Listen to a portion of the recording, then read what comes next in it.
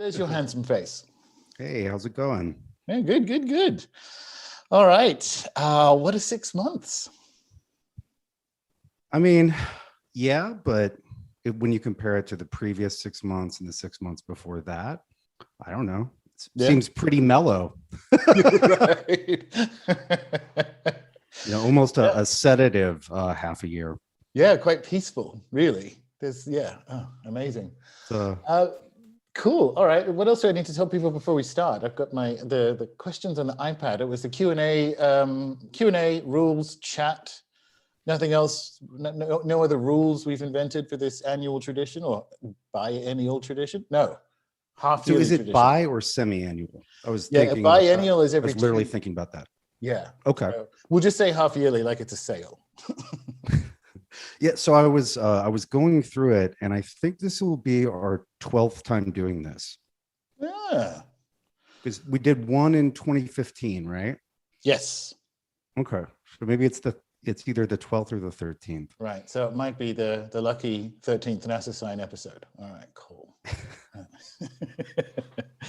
All right. So I mean, as we usually do with these 6 months. Well, actually, we were talking about it before we hit record. And what's emerged out of this 12, possibly 13 discussion project or experience or ceremony so far is quite a long meditation on meditating on longer cycles, right? And I mean, in particular, one of the things I know we're both most proud of is putting some quite deep discussion around the triplicity change, which is very long, right? And so like discussing, because I know sometimes, exciting things happen and I'm like, no, we won't break the tradition. We'll do it every 6 months. That's how it works, because it sort of forces us to look at epochal shifts and longer changes, doesn't it?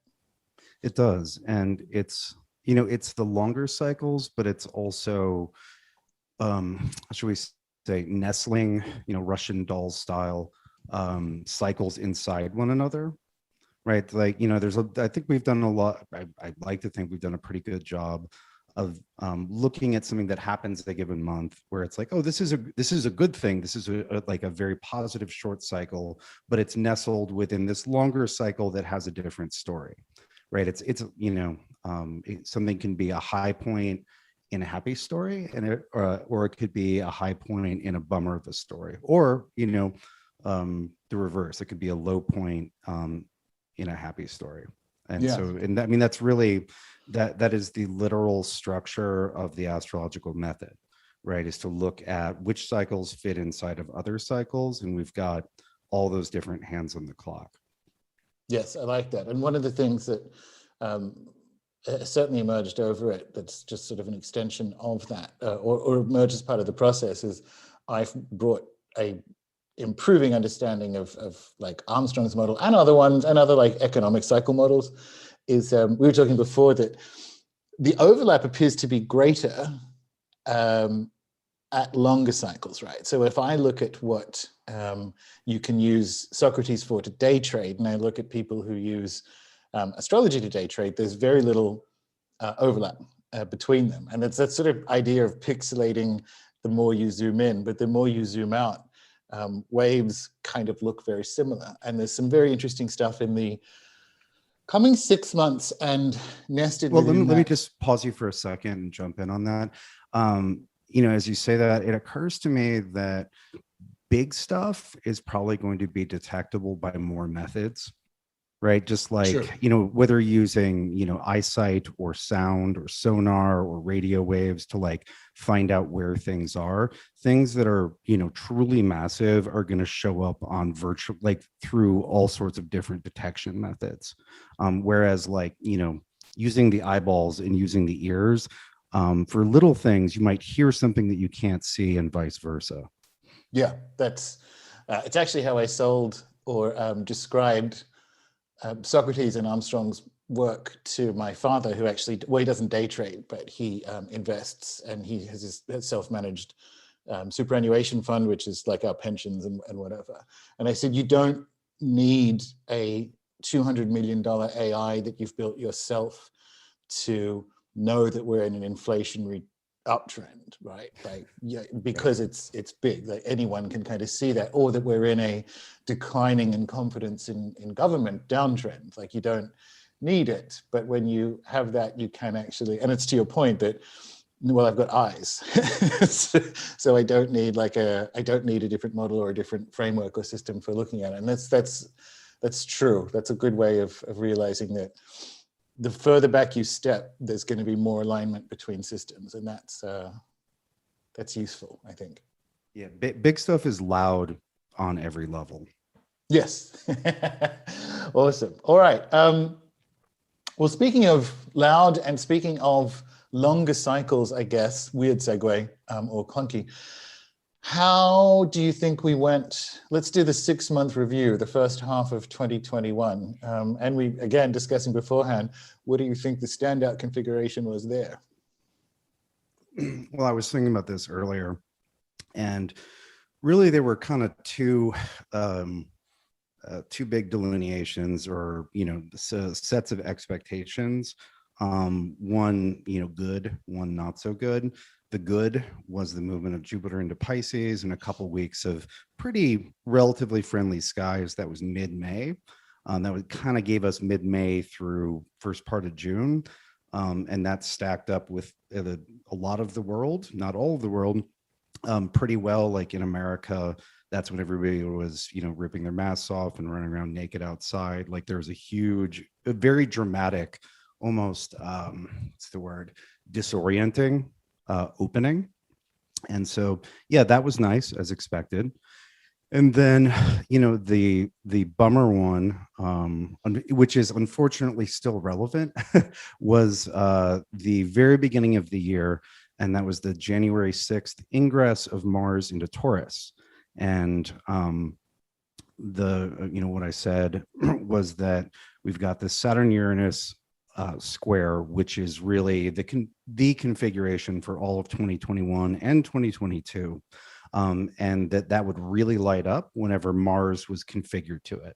And that was the Mars's ingress into Taurus, where Uranus was the first lighting up from Mars. That was the first time Mars, hit fired up the old combustion engine. And that couldn't have been how should we say, easier in retrospect. Like, oh, this kind of chaotic, destabilizing period where there will be challenges to authority and whatnot starts on January 6th. So that one worked out. Yeah, and I think that was the best double hit too, because that was a major Socrates turning point, January 6th. And so I was looking at it from that direction. And then, yeah, it even had the literal symbolism. So I think that gets, unless you can think of another one, as you say, Jupiter Pisces is nice, but I think that's the configuration of the half year, like in the sense. Yeah, well, and unfortunately, sorry. No, that's it. I was just saying, unfortunately, the Jupiter in Pisces isn't the backbone configuration of this year and next. No, right? It was like a little mercy, little celestial, a slight reprieve. Which is one of the things I wanted to talk about at some point, just from a medicinal perspective, is if you are in a situation to enjoy it, because, and I discussed it at the beginning of the year, so it's not and it'll be the subject of discussion a little bit later on today. Next year is worse. It's a simple way of putting it. So if you can get some kind of like fishy Jupiter, if you can get Jupiter fish on your fingers, do it. And kind of fill up on joy where and when you can, in like a camel sense, because there's so within just a few days of Jupiter's ingress, I was unexpectedly invited out for like a day of wholesome fun on a lake. And so I found myself, I think it was like 4 days after Jupiter moved in, just like surrounded by, happy people and families doing like wholesome water sports. It's an important distinction. Exactly. And I was like, okay, yeah, like Jupiter's moved into Pisces, right? Like there's benefic in the water now. Yeah. I remember that. That was cool. But yeah, anything else from H1 that would be a contender? The eclipses were what they were, although they're probably worth talking about. Anything else from H1 that's worth talking about? I don't think that. I think those two standouts, like the little bit of mercy and the expected trouble, were probably the two standouts. Yeah, I mean, the eclipses were sort of intense to varied degrees. I don't think that one. I don't think these eclipses told an extremely broad, like, multinational story. I think if if you have a planet in Gemini that's important, then that was intense for you, but that's a smaller story. Yeah, definitely. That may change in H2, just looking as we sort of discussed beforehand, and we'll certainly get to. But do we want to start talking about H2, or do we want to talk about H2 in the context of longer chunks of time? Do we want to, because sometimes you do the H and then we do the longer span, and other times we do the longer span and then the H. What do we want to do first? Let's do the chunking up the decade part. Excellent. So over to you, sir. All right. So one of the things that's neat about Saturn's cycle is that it will divide up any 10 years, any span of 10 years, into 4 almost exactly equal portions, right? So it quarters a decade. And that's Saturn in a different sign for each of those quarters. Now, it just so happens that with this decade, we had Saturn's ingress into a sign as a week and a half before 2021 started. And so the 2020s are very neatly divided into quarters. It's like quarters of a sports game of some sort. And we're 7 months into the first quarter, right? Which is 2.5 years. And that's the Saturn in Aquarius, Saturn square Uranus part, right? And all of these dynamics that we've already seen, again, they already got lit on fire by Mars's activation of that configuration in January. We're in the process right now in July of doing a second round of Mars lighting it up. We'll do a third, and most likely inarguably the most intense round in November this year. But we're going to be doing this story with variations for about another year and a half. Then we do 2.5 years of Saturn and Neptune in Pisces, very different. Then we do Saturn and Neptune in Aries, and then we finish out the decade with Saturn in Taurus. And so we have pretty neat division. And one thing that's especially interesting about this is that right at that halftime, there's a real show. The halftime show is that not only does Saturn move, but as I just mentioned, Neptune changes signs, which is only once every 14 years, at almost exactly the same time Saturn does. And Pluto changes signs. And Pluto has been in Capricorn since 2008. And Uranus changes signs, which is since 2018. That's in every 7 years. So you have in every 7 years, and every 2.5 years, and every 14 years. And then Pluto doesn't have a regular speed relative to us because the orbit's super elliptical. But in this case, it'll have been about 17 years. So you have all of those changing right around the halftime show. Right. So which is, I would expect, what do they call it? A wardrobe malfunction? Yeah. And so that halftime show, all those changeovers is when in the decade? It's like 2025. It's the halftime show of the decade. It's not like the same day, but like if we're talking about decade-long cycles, it's one big show. Yeah. Now, where that is, this is where, like, I can look at it again, the sort of longer cycle alignment stuff. The situation we're in at the moment is itself in a halftime moment, right? So at the beginning of last year, when we were talking about the triplicity change in data being the new oil, and then we had what happened in 2020, and from the very beginning of it, regardless of the health incident component, I'm like, well, this is a bulldozing of the real economy so it can be rebuilt in a permission-based system and leading to digital currency, and that's that. the vaccine passports and the rest of it. So the technological build out has happened, and the next half of it is how that gets implemented. So we're sort of there. There isn't a G20 country that isn't doing its own digital currency experimentation, and same thing from the passports perspective. So that's the second half of this game, which is also why next year is worse than like this, and even to some extent last year. There are other reasons which we'll get to, but that makes it a quarter of a Saturn decade. And the thing that happens after that, approximately, and because of it, is we're already experiencing dramatic inflation due to things like shortages, but the next round, the next sort of Saturn quarter, if we will, is extremely inflationary. So that's when a can of beans is $1, then $5, then $25, then there's no beans. Well, that's really interesting. Let me frame some of this in terms of the astrology. So one of the key components of the Saturn-Uranus square is obviously Uranus. This is Uranus and Taurus. Uranus does 7-year arcs, right? So in this 7-year arc, which is the Taurus one, when you look back at it and you just look at the present, you get very meaningful disruptions of currency, goods and logistics, and labor, right? And currency is one way to describe a store of value, right?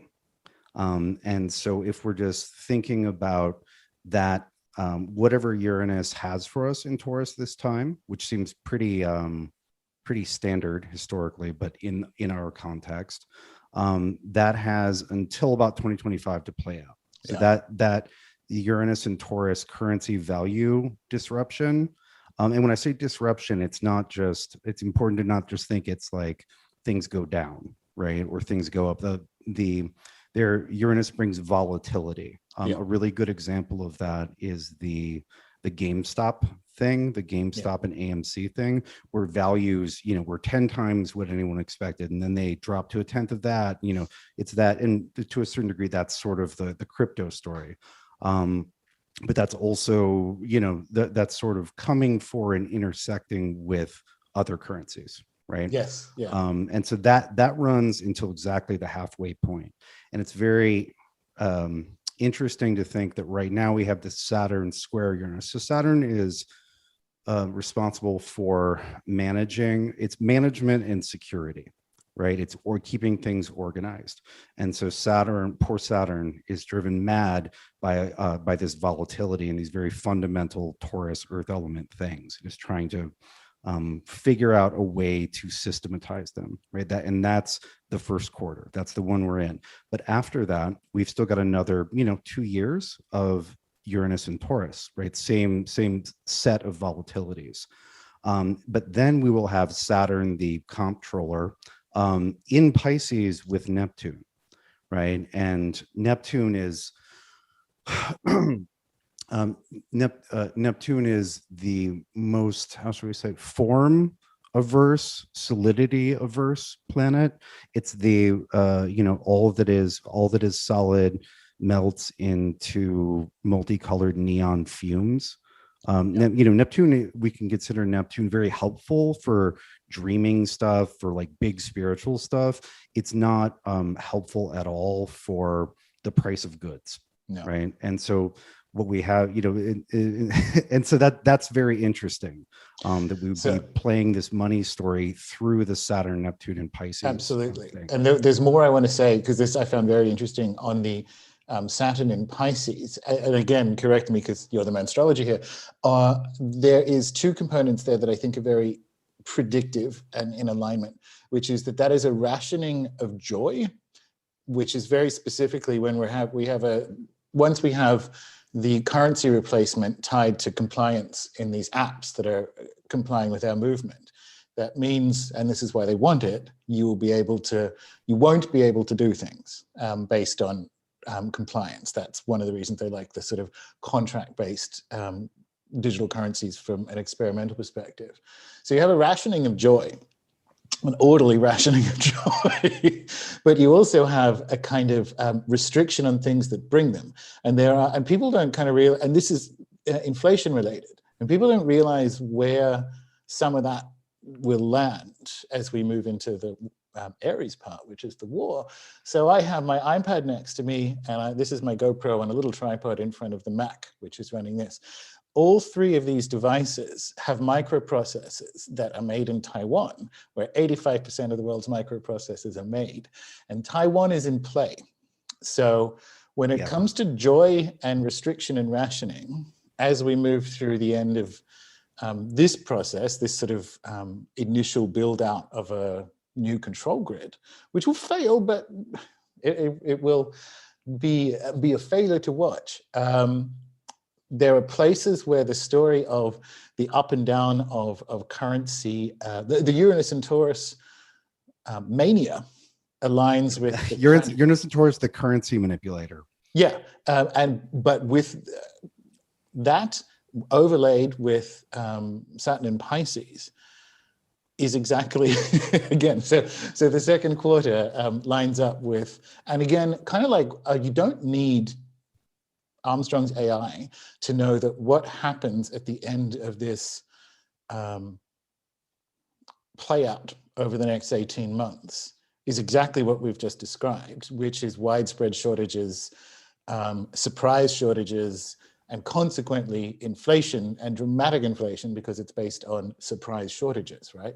Well, and I would also add, even though they won't be noticed as much, there will probably be also completely surprising surpluses in areas as well, right? Like that's the Uranus thing. It's not just that's true, right? It's not just less than. If we just knew it was going to be less, it wouldn't be a surprise. It's that like you have twice as much of the twice as much of this as you actually need, and you have half as much of this. I like it. Going on to quarter three, and we're all, by the way, people watching this, we're doing this because we need to be. We need to contextualize H2. Again, this is the story of longer cycles and so on. So let me describe a little something that I think is really important about the Saturn, Neptune, and Pisces.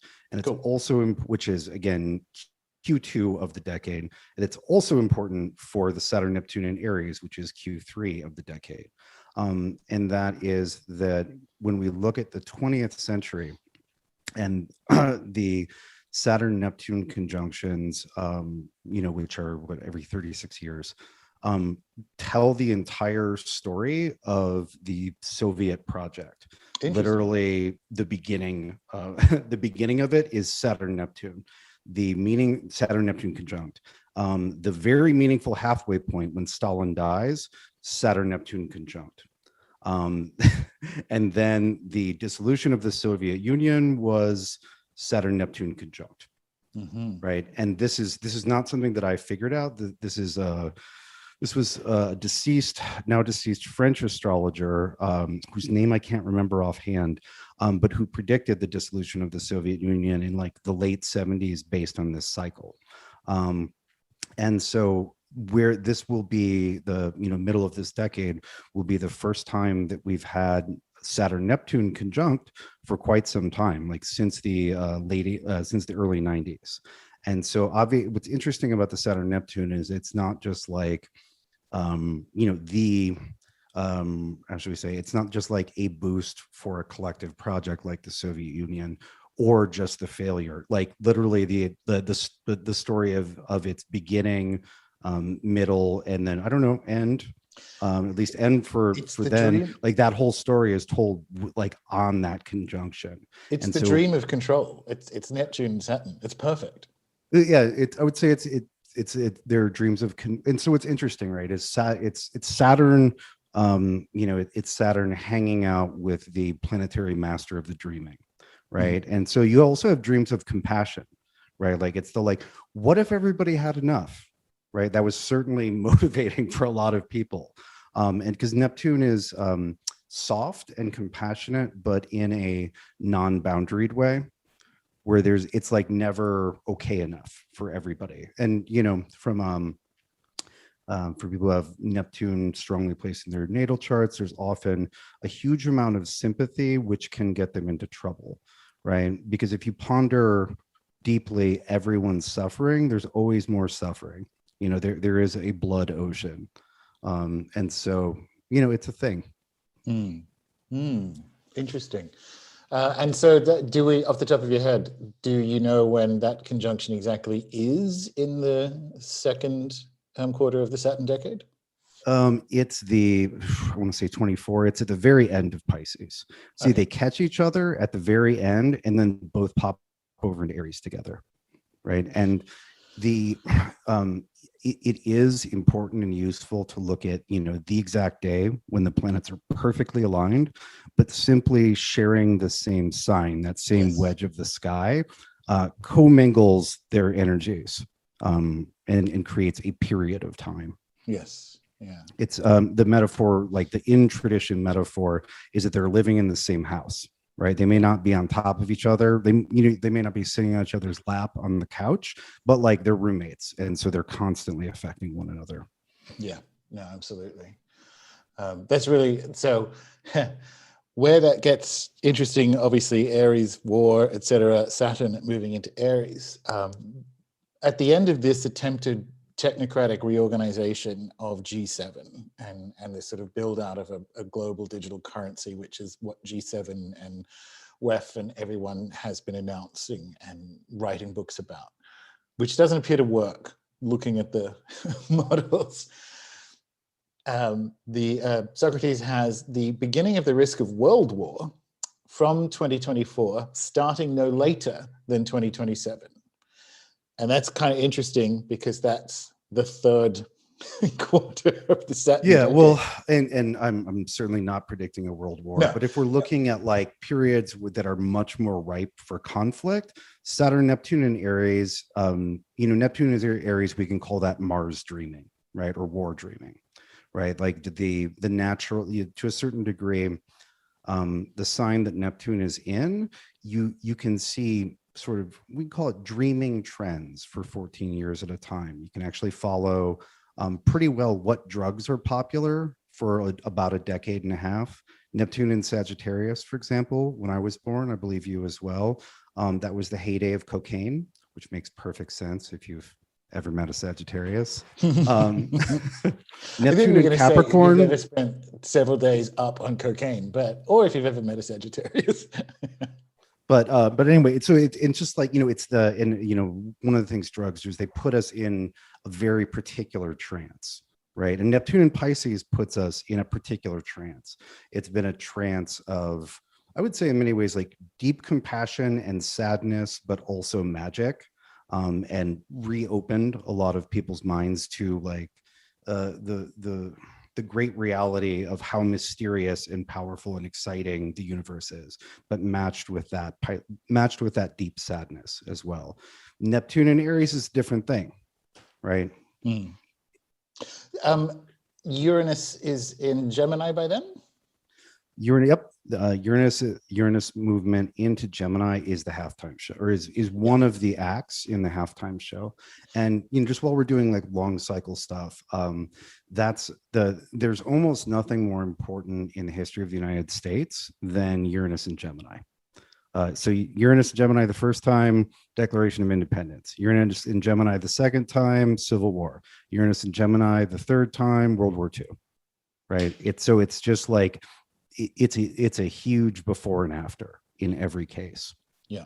And so that's a really critical, I guess the positive language would be that's a rebirth period for the United States. But some of those rebirths were pretty those were not easy labors. And wait till we get to the fourth Saturn quarter, right? But why I think that's relevant when we're talking about, because neither am I predicting, but again, you only need to, not that you should ever do this at the moment, but you only need to turn on mainstream news to be quietly confident that international conflict between superpowers is escalating. So it's not even like it's a woolly prediction, much like the rest of them. It's actually just putting this framework suggests if it's going to happen, it's going to be now, rather than we're predicting world war. And we'll get to how we use the kind of dire frameworks, but I want to come back more beforehand. Yeah. I need the to do rhetoric is at Gemini least bit. escalating. I need to do my Uranus and Gemini bit because I think that might be, if we're looking for good news, the release valve for the risk of war, because what you have there, which is already going on, but certainly when you're dealing with a war with someone like China, you have two incommensurate, incandescent liars in the form of the United States and China. And you were basically in a surprise war of reality. Like, you know, it's not just hacking, although it is that. It is 3D deep fakes. It is all this kind of stuff, weather warfare, all these things, anything but what looks like a traditional war beforehand.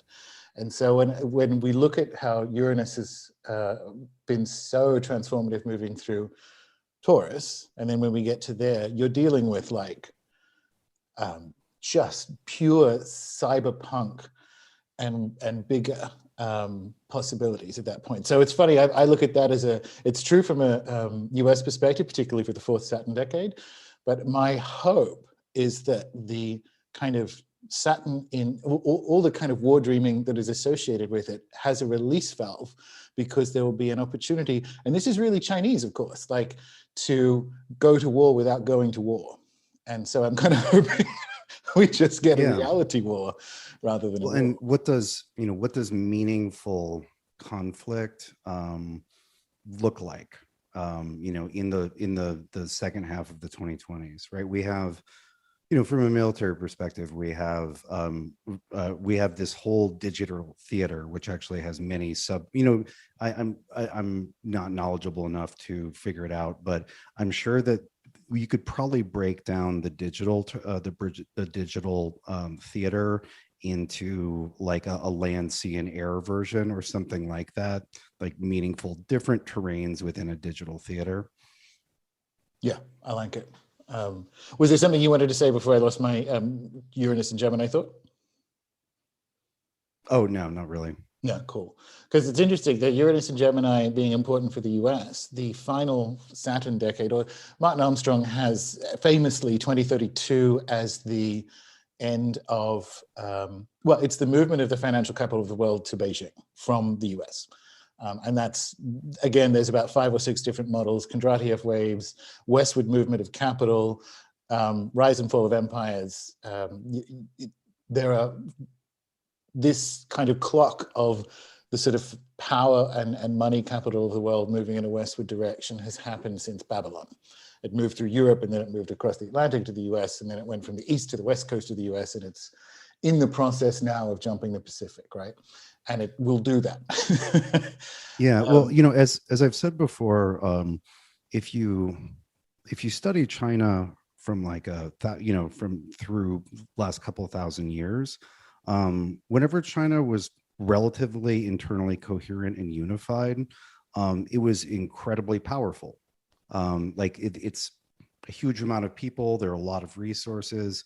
The last 100 and let's say 70, 80 years of Chinese history have been a real bummer for China and the Chinese people. And just getting up to sort of average strength historically, kind of displaces the balance of power in the rest of the globe. That said, I think it's very important that as we're like thinking, seeing how these changes might occur, that we don't project an idea of like America in the 1990s superpower onto like a very powerful, a financially powerful Beijing. Like, I don't think we're just gonna, it's not that, China does America in the 90s. Like,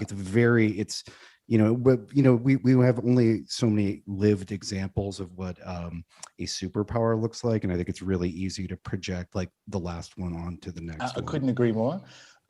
And I'm very specific that I say that the financial capital moves to Beijing rather than China, because this Saturn decade that we're talking, it doesn't all go China's way, right? So I actually would not be surprised if we close out the decade with the Chinese borders looking very different to what they do now. Beijing will still exist in the same way, New York does or whatever.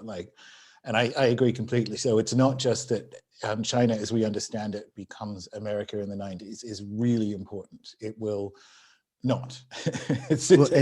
Yeah, absolutely. And so I really want to step back and then nestle this into the Age of Air, right? Mm-hmm. Which is like, this is the first, we're talking about the first 10 of roughly 200 years. Yeah. And so historically, the pattern of the age of air is, how should we say, devolution of power rather than centralization of power. Yeah. Right? It doesn't mean that no centralized power is allowed to exist for 200 years, but in general, like when you look at some of the even the the great empire of the last age of air was the Khans after the Mongol conquest, but those very quickly divided and very quickly turned against each other in many cases. There wasn't like one giant thing. There may have been alliances, but it wasn't. It was in no way the same as like the Roman Empire, where everything is under one one imperial thumb, or any of these like several hundred years, all this territory hangs together, right? Where there's a tendency for things to fragment into khanates during the Age of Air. Same thing happened with Alexander, right? Alexander conquered all this immediately. It fractures or just naturally divides into whatever you call those the four different divisions of the empire. See, I think I couldn't agree more, and I think that's very interesting coming back to Uranus, Gemini, and the United States, because a couple of those moments were decentral in a good way. Like if you actually think of what the Declaration of Independence is, that's a decentralization process. And the final Saturn quarter, aligning it to Armstrong's model, that's the, and it might be like, again, no one would have predicted.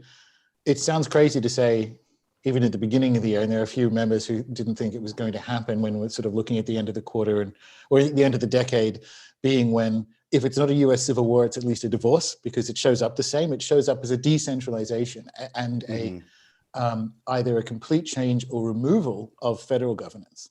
And that's a good example of how power can decentralize in air, and also something to, like, dare I say, look forward to from an anarchist perspective, that there's more opportunity to do one's own thing as power decentralizes, good or bad. But that's the kind of, it shows up on the Civil War cycle, but again, kind of like not predicting World War, it doesn't mean civil war. It means divorce. if we sub like division within a given polity or nation state for civil war, right? Yes. And civil war is certainly division, right? There's certainly obviously deep divisions to get to a civil war, but you can have that same underlying dynamic or impetus that isn't necessarily fought with grape shot cannons and bayonets. Absolutely. And so that's I think about that, and I wasn't sure where it was going to go. What we're talking about, because the changes are so dramatic that yes, the new triplicity, we haven't even put our bags in the overhead compartment, let alone on the rest of that journey. Okay, I kind of want to get back to let me know when you're ready to head back to 2021. I'm pretty now sure that we've given like abundant context. Yeah, I'm pretty sure we're there now. Yes. Okay. So let's go in. Okay, so again, the one thing to remember in terms of the collective astrology for 2021 and 2022, really the first quarter of the game is the Saturn square Uranus, right? Saturn controls security, organization, order, in conflict with Uranus, which is let's try something totally new, and also like let's throw chaos bombs. Sometimes Uranus is, how should we say, idealistic and revolutionary, but you also get this sort of Loki version of Uranus where it's just like, what if none of this turned out as expected? What if we just like sprinkle chaos on this, right? Sprinkle chaos on grain prices this quarter, or whatever it is. And so these two planets in their intrinsic natures are anything but allied. And so when they do come into conflict by angle in the sky, it's always really obvious. The last time we had them at a hard angle, like a 180 or a 90, was 2008 to 2010, right? And so there's this, that was their opposition. And so Saturn Uranus periods, You have Saturn sort of angry and saying like, please, why don't you play by the rules as they're written in the Monopoly game? And then Uranus, instead of just cheating, wants to like flip the entire board. And so it's a hard to navigate conflict, right? Like you can have contestation between different planetary powers, but compromise, they can agree on things. Saturnians have a very difficult time compromising. And in this case, with the signs they're in, it's Uranus and Taurus, and so the chaos and the board flipping is all very solid. It's all like things that you kind of take for granted, right? It's things that are supposed to be stable, just as Taurus is the fixed Earth sign, right? And so it's where the stable things go, right? So stores of value, money is supposed to be worth what it's worth. You're supposed to be able to, put it in a shoebox or a bank and it's fine, right? Food, there's supposed to just be food, right? We like it when food supply is stable, right? Food supply is something which benefits from stability. And then also labor, like, oh, people need jobs, people have this relationship to work. And so, I've been following, and I think it's very interesting how the events of 2020 have, and I don't know how this is playing out outside the US, but in the United States, a lot of people, didn't go to work or, for a while, or they work from home, like, they had a disruption in their labor, which again, usually you're like, well, I work on Monday through Friday, and then on the weekends I'm off, or I'm night shift. But like, it's another thing that benefits from stability, so you know what's going to happen. But a lot of people had that disrupted, and as things have opened back up, there are tons of employers complaining that nobody wants to work for them, right? And that they have labor shortages. You also have, the stirrings of labor organization in newer industries and in old ones. There was actually a pretty dramatic coal miners strike, I believe, in Alabama over the last month. But this is another part of like the normally taken for granted, like, work sucks, but you got to go, right? Like that sort of standard attitude. Like getting, that board getting flipped, or at least, Loki's tapping the bottom, the corner of the Monopoly board that's hanging off the edge. The labor thing's very interesting. So I'm up in Queensland, and we were just in the far north in the Daintree and the rainforest and off in the Great Barrier Reef. And because, well, it's interesting, it's open, but capacity restrictions, again, what they're for, make it more difficult for small businesses to survive, because a restaurant can't survive on 25% occupancy, right? But the other thing that happens is because no one can get in or out of this prison colony, the global tourism industry employs, it's like 100 million, 150 million people. That was obviously completely decimated last year, but it's a dynamic workforce that moves. So like a third of the people who are employed in tourism somewhere like the Great Barrier Reef are from Brazil and Scotland and wherever, and work in tourism on a global basis, so that they're trying to open to support this immense domestic demand, which hasn't been there before, because typically Australian holidays are too expensive for Australians, and we go to Bali or somewhere instead. So I was actually thinking about the Uranus and Taurus, like labor is just supposed to be there. Like if you have a job opening, someone's supposed to take the job, right? So they have these boats that are going out, or restaurants that have like 100 tables and 2 or 3 waitresses, because they can't hire anyone. Anecdote to that point, we were driving around town the other day, and I think Taco Bell was hiring for $15 an hour, which is wild. I worked in fast food when I was 16, and I think I made 5 even. And like, yes, there's been inflation since then, but I'm not that old. It just shows how much people don't want to do those jobs, and it shows like the you in the response of employers. And I know that it's not only Taco Bell, but that was the like striking example, because they had a big sign up front. McDonald's was still offering less, because of course they were. Yeah.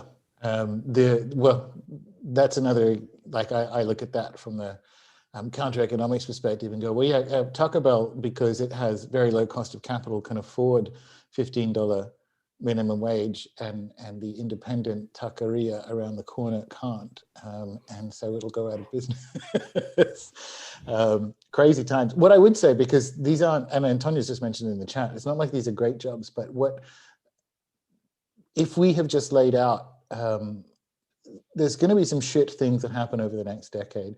And what I hear a lot, particularly amongst members who are like, oh, I've got elderly parents, I can't move yet or whatever. One, live your own lives and adjust your own risk and scenario plan accordingly.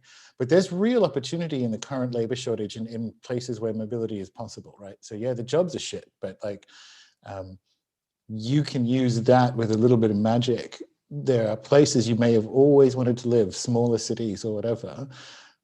There won't be a time like this to be confident that you'll be able to get something when you land, or even beforehand. And yeah, they're not great jobs. I mean, this could definitely be turned to, it depends on what skills you have and what kind of work you like doing. But the desperation on part of employers could certainly be turned to one's advantage. Yeah, absolutely, I would. Because again, it ain't just Taco Bell. No, correct. And there are companies all over. I mean, most of the financial news I look at is the United States, and there are companies in those what are now premium cities, so the quote unquote second cities, that people I think offer a better opportunity to live more of one's personal dreams and satisfactions at the moment and are foreseeable and that used to be the big cities, right? So London and New York and LA and whatever, Paris used to be where you go for that. It's less of that, or it's more that you can afford, or you can map to more scenarios in smaller locations now. And I know that it's very difficult because I've done it and you've done it, extracting from those big cities. It takes time and it takes risk and it takes confidence, and there needs to be something on the other side of that jump. And there is at the moment for a lot of people. So if that was something that's kind of held you back, well, what do I do and so on, this is a really good time to, if that's part of your scenario planning or part of your what you want for the next 5 years, now is the time to take that seriously, I think. Yeah, I think so too. Nice one. All right, so talking specifically, going back to Sataqua, as I call her, and Uranus. Oh no, hang on. And the Mars activation of that particular party in H2, it's July and November? Yep, it's July and November, right? And so if you just want to look at 2021 in retrospect, if you're from the future, like the three activations are January, July, and October. Or sorry, January, July, and November. And I think the one in November looks the most severe. I think that July will seem pretty crazy, and it might sound like a little bit of doom speaking to say, oh no, November is going to be worse. But I think it will. Yeah, I think so too. And again, to kind of look at what sort of thing it could be, I mean, we just have, but this is like, it's January 6th-ish, right? So there's going to be. Yeah, I mean, when the Saturn Uranus tensions get enacted, right, it's very much like those who are defending an existing structure, like an existing organizational structure, versus those who are super unhappy with it, right? It looks like, I was thinking about this the other day, it looks like protesters outside a building that has real symbolic value, right? Like, an official building, an institutional building, right? It's the institutions and their discontents, to butcher Freud. Yeah. So I think that's good. It's this isn't an Armstrong thing. I just found out about this guy, Cliff High. I think he's been on Higher Side Chats, but he has July, his analytics. I don't know anything about it, so I'm not endorsing this in any way. But he looks at some sort of deep chatter or deep signal on on the web and uses that as his predictive thing. And he has like July as a really shocking revelations from a US governmental perspective.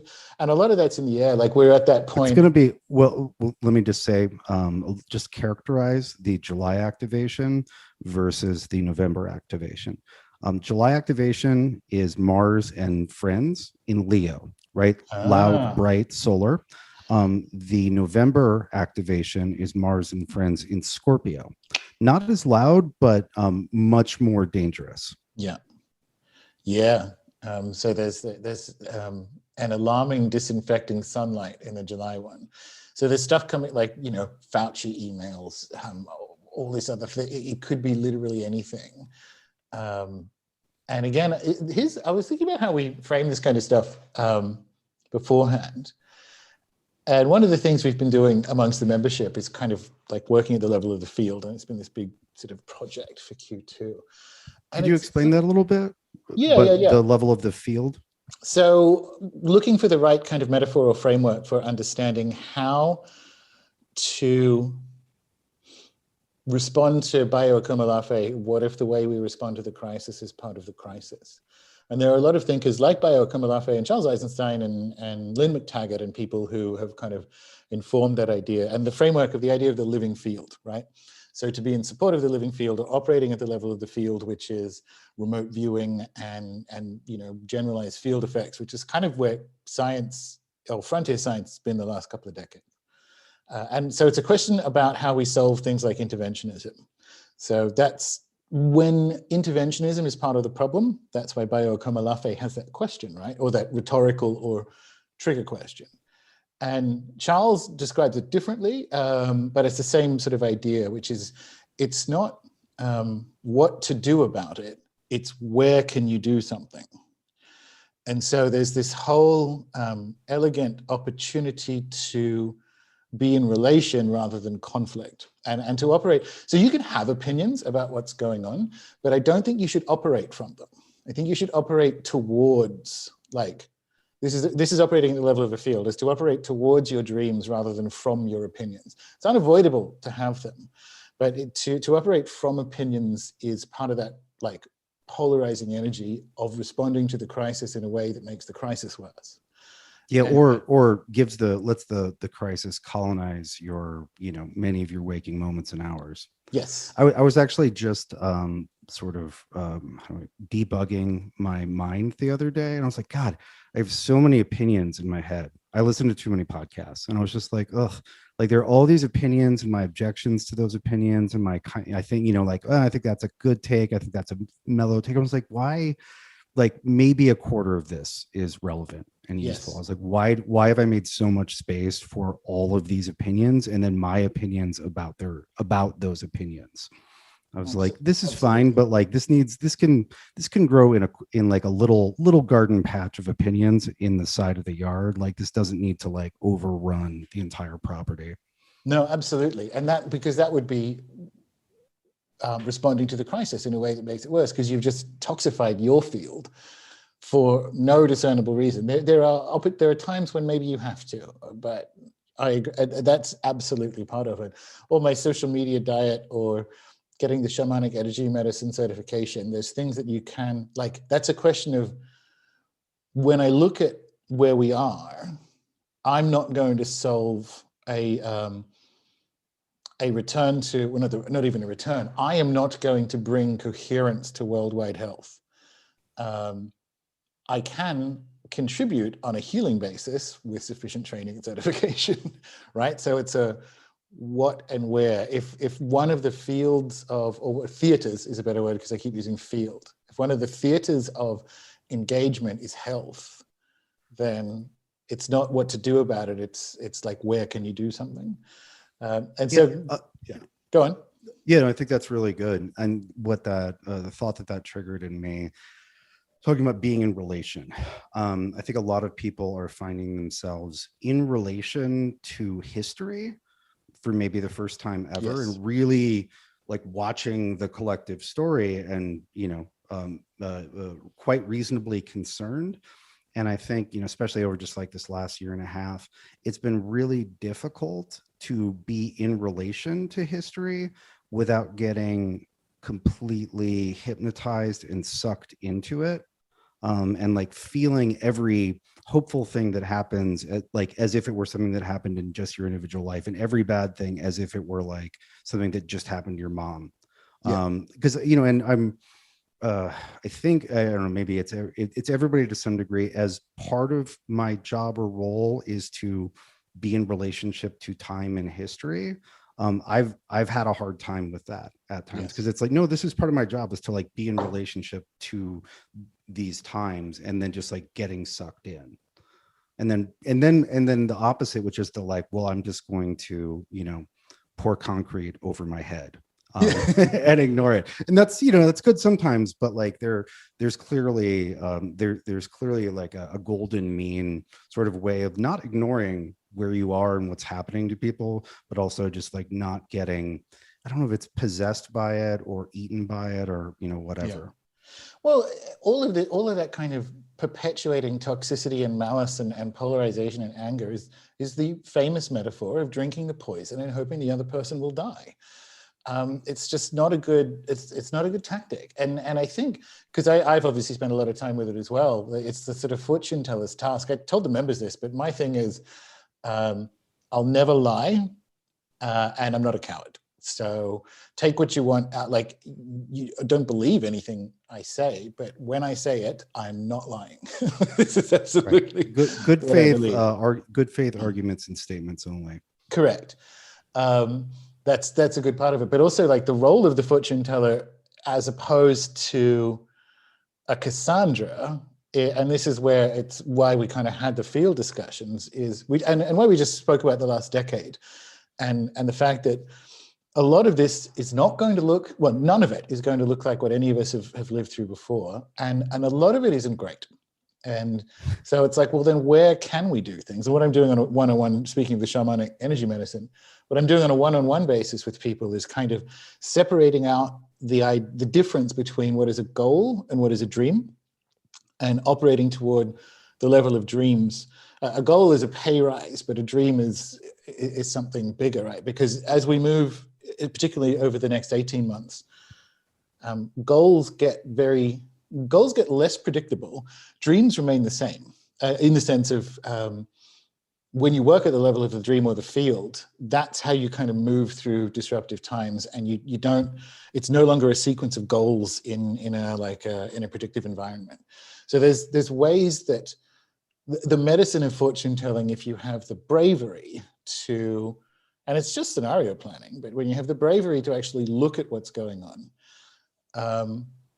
is there. And I think that's that's why we would do stuff like this or have calls like this or whatever, is it's not necessarily Cassandra stuff. It's like, well, we have to, if you intend to still be on Earth in a decade's time, then we have to talk about how we move in the direction of our dreams through what's going to be some fucking some wild times, some wild and unprecedented times.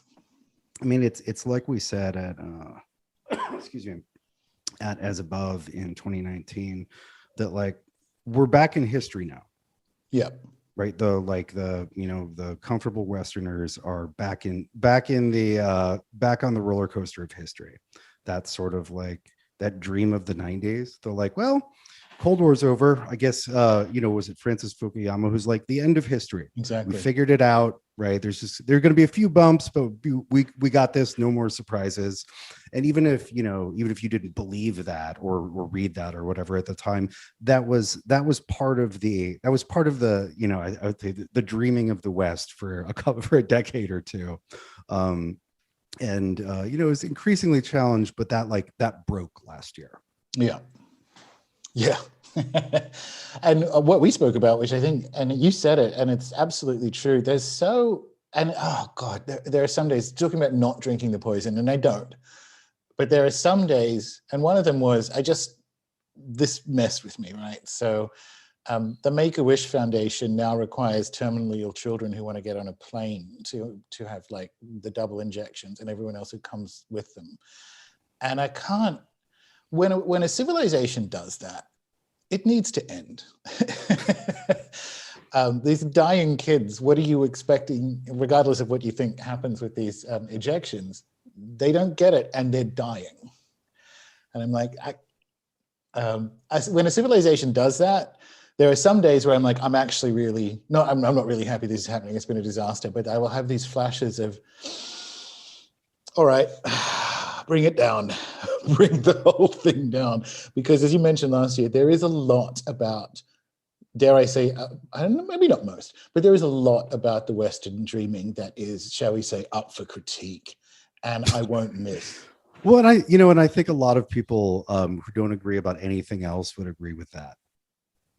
Yeah, exactly. That said, so that reminded me of something that I've been thinking about for like trying to think this time, right? So part of it is, there are pieces, there are cyberpunk pieces that make a lot of sense. Like one of them, I was thinking of William Gibson. I was like, this isn't this isn't Neuromancer. This is the Bridge trilogy, which occurs before that, right? Where you literally have the main character who looks through internet patterns as a type of divination, which is what you said. Somebody who was looking at July like saw it in a way that reminded me exactly of that character. Yeah. The bridge makes a lot of sense also as a metaphor. Like we're on our way to somewhere. But another piece of it from the past, right, that I think whatever visions of the future kind of need to be mated with knowledge of the past to get something semi-coherent. The triplicity cycle that rhymes with this one is the transformation of the sort of standard Roman Empire into the West. It's called the fall of the Roman Empire, but you've got the whole Eastern Roman Empire, which then historians later dubbed the Byzantine Empire. The people who were living in it didn't call themselves Byzantines. They were like, no, we're Romans, right? This has been Rome for 700 years or 500 years. And part of the Byzantine story is that it's kind of super corrupt, and there's a lot of leader changeover. It doesn't seem great. I was really reminded of the sort of like half competent institutions which my nation sports right now. And I was thinking about it from that Byzantine perspective. I was like, it's a like half functional former empire can actually endure in a way at a level of incompetence that no one would dream that it could keep going at for a long time. Right. It took, it took Rome another 800 years to actually fall. Yeah. So I don't know if you've read Through the Eye of a Needle, which is about the rise of Christianity and sort of how it gained traction with the Roman elite. And what you just said there reminded me of it, because after the move of the political power to the east, so that like the fall, as you say, it didn't actually fall. What happened was in Constantinople, they just sort of ignored the elite families in Rome, who were still like, well, I'm descended from this god, and they're living on the right hill, and they're issuing these things in the Senate and whatever, and it didn't matter. They just kind of got ignored. So they got to carry on thinking that they were these powerful bloodline families, and the business of living. And I think that's really powerful and relevant. If we take it out of the context of like a formal religion, we talk about sort of what values are sacred in a given country or culture for a period of time. And, when we're looking at things on a historical level, hundreds and hundreds of years, sometimes there's a very powerful shift in those values. And, metaphorically or literally, the people begin to worship different gods. Yeah. I feel like we're as an American, I feel like we're absolutely at that point right now. Like literally the old statues, the old saints are being thrown down, right? And some real fucking assholes, but you know what I mean? But like they're like literally like it's the smashing of the old idols. And it's not really clear what the new, underlying sort of, what is held holy in that underlying dreaming. Like that's not clear and hasn't necessarily taken a discernible shape, or just how should we say a solid shape yet. No. But I think that we're at a point very similar or very parallel to that switch from Rome, which also happens during the big territory political shift from the standard Rome to the Byzantine. Yeah. and there's more smashing to go. So, like we sort of mentioned at the beginning, broadly speaking, from an Armstrong perspective and an Astro one, and we'll get back to November because this is germane to what I'm about to say. Next year is worse, and worse from this is Armstrong stuff, a civil unrest perspective and a plague perspective. So whatever happens, like the peak of the plague cycle is actually next year. So rather than whatever it is, the Delta variant, which has a now 99.9% recovery rate according to UK numbers. Something happens next year where that is not the case. But it's when we talk there are about a lot of unrest, human petri dishes out there. yeah. And when we talk about civil unrest being worse, what a lot of people don't realize is 49%. So basically half the countries of the world experienced civil unrest last year. So it's not just, it wasn't just the summer in the United States. Half the countries in the world experienced it, and that trend peaks next year. Most of the data I have is that it's in the US, and there's the possibility of suspended elections and other stuff like that, because there's panic cycles. The way Armstrong's model works is you kind of look at where the panic cycles line up in different, almost like planets, like what's civil unrest doing, what's elections doing, what's this, and you kind of go, well, that's interesting. There's a panic in these ones here, which suggests to me it could be something around that. But it's, again, when we look at the interplay that we've just been talking about, the sort of Saturn, Uranus, Mars dance. Yeah, no, it makes a lot of sense. Yeah. And just from a like looking around perspective, pretty much nothing that people were pissed off about last year got fixed or is any better. No. Right? Like jobs, justice, and money. Like none of there's none of that's really certainly not better, maybe worse. Here's the astrology part that certainly looks like it coincides with that. That actually it starts at the end of 2021, but it completely encompasses 2022, right? And that is our friendly pairing, the Saturn Uranus square. Again, like when this gets activated, you get this stuff. The excuse me, the eclipse cycle moves to coincide with that. At the beginning, the very first instance of that is at the end of 2021 in November, but then that's all of the eclipses, excuse me, in 2022 activate the Saturn Uranus square. Excuse me. And so in particular, the eclipse has two sides, right? We have the dragon, and the dragon has a tail and the dragon has a head. And the head tends to bring the most energy. It brings like an often overwhelming, crazy amount of energy to something. The tail will tend to wipe away things, and with as much grace and gentleness as a dragon's tail would wipe, but there tends to be more of a removal. Whereas the dragon's head, that's the part that bites. That's the part that breathes energy, fire. It amplifies things. And so the eclipses on the dragon's head will be activating Uranus and feeding Uranus. And Uranus is our volatility buddy, right? So, so we get the first one of those in November, but then we get 4 in 2022, right? So, and then Mars keeps existing, right? And so Mars will activate, this again in 2022. And so it's just bringing another, it's another activating factor that's really situated pretty clearly in 2022. There's a little bit of that, like I think that might bleed over into 2023, just as it starts a little early in 2021. But that eclipse team up with Uranus is basically a 2022 story with like a sizzle reel in November. A sizzle reel in November. Anything else about that sizzle reel, you think? Like if we go back to 2021, because that's the end of the year isn't great. No, it's not great.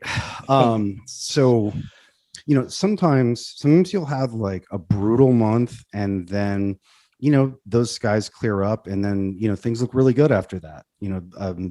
things don't, as we say, good and evil events don't all take exactly the same amount of time and like gently rise and then peak and fall, right? Sometimes there's a quick switch between one and the other. Sometimes things are favorable for a long period of time, unfavorable for a long period of time.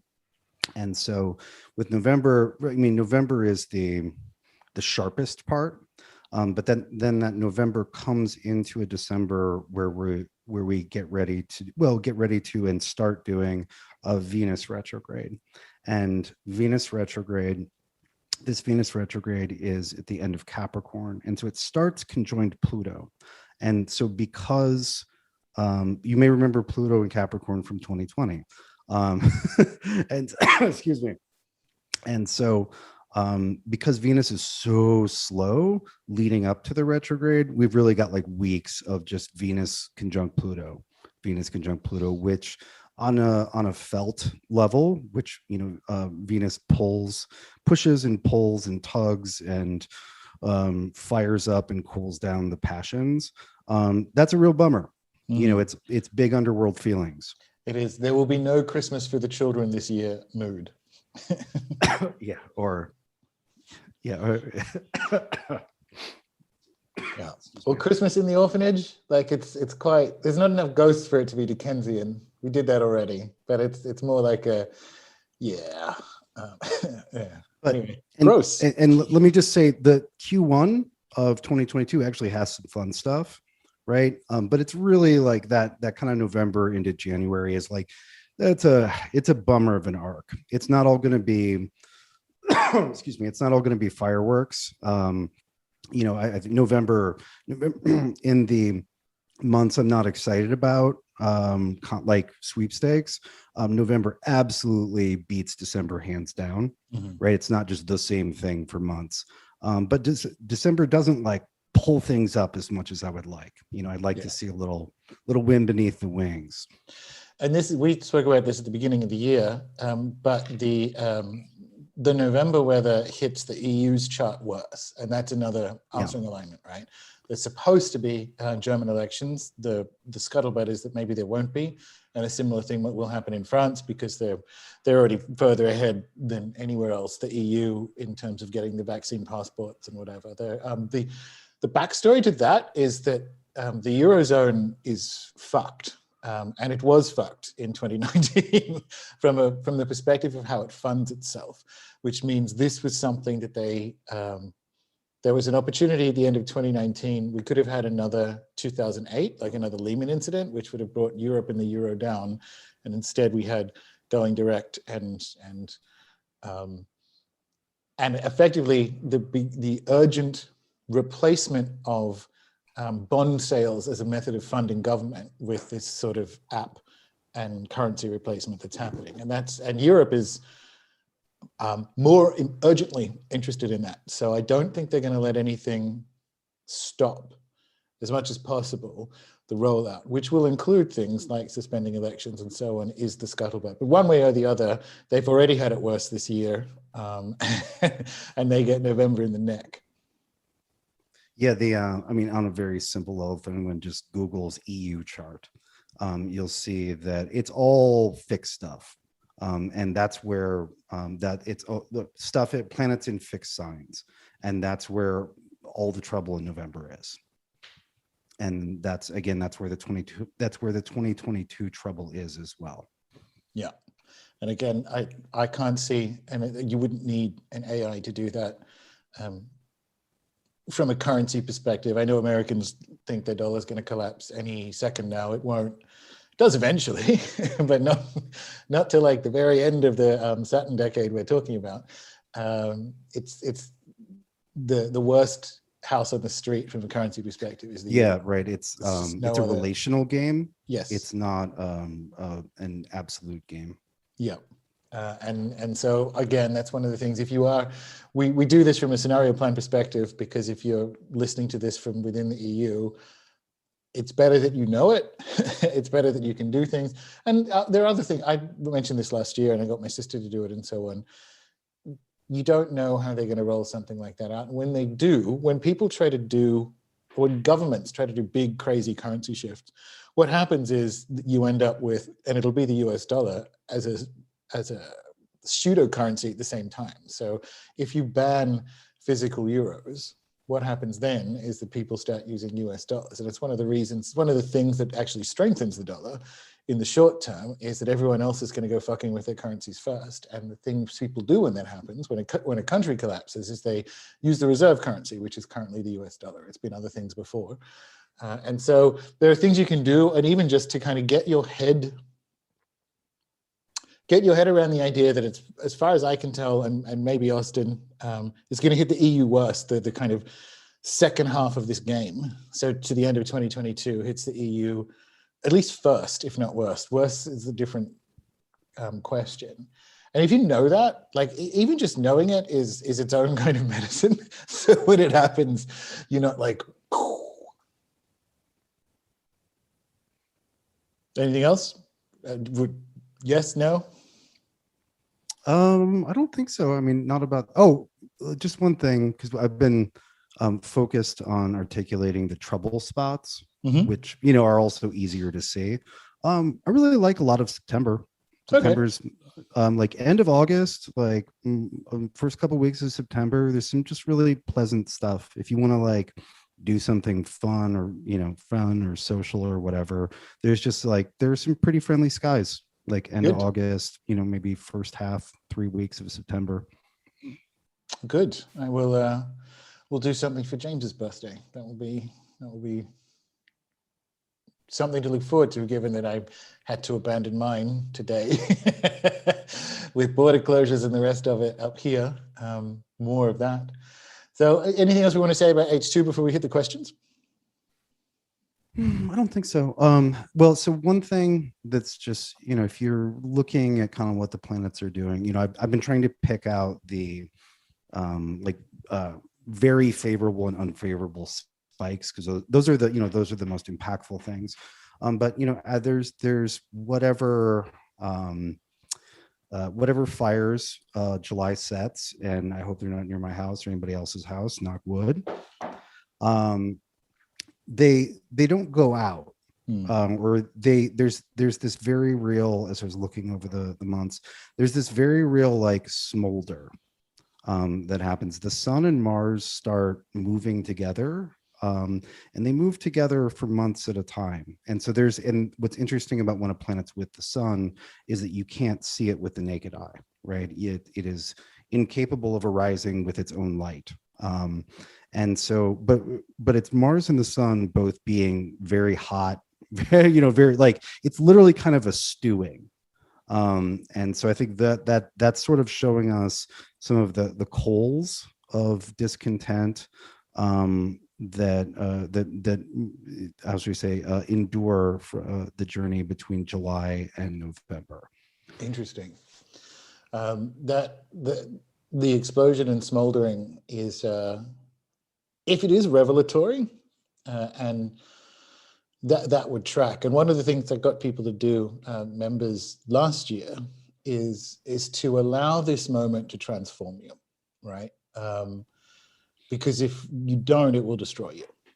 This is serious now, and a big part of that is, and I've spoken about it before, is losing two worlds. And it comes back to what you were saying about, why am I carrying all these takes in my head?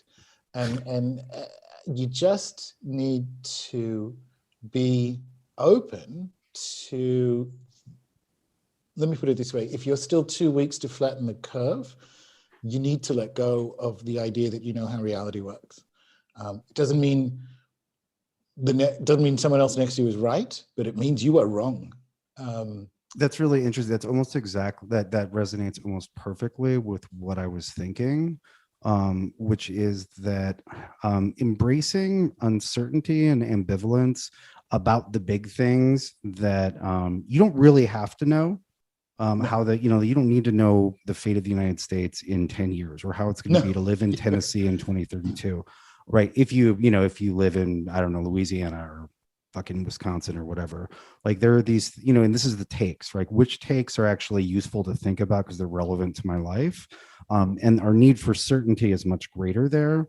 But I feel like there's been a strong tendency to replace certainty in a thing that obviously is not the case now with like an opposite certainty, rather than replacing it with a like, I don't know, we'll see. I've read this and I've read that, and this makes sense. This seems more plausible, but I can wait and see, because my action in the next 6 months does not depend on having this 100% pegged.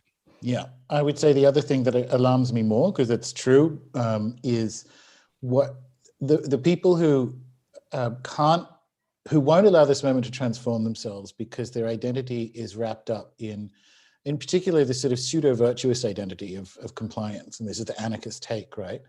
As that becomes, as that is shown to be not for your benefit, and it never is. Like, this is the anarchist take, right? That the predator class operates in class interest.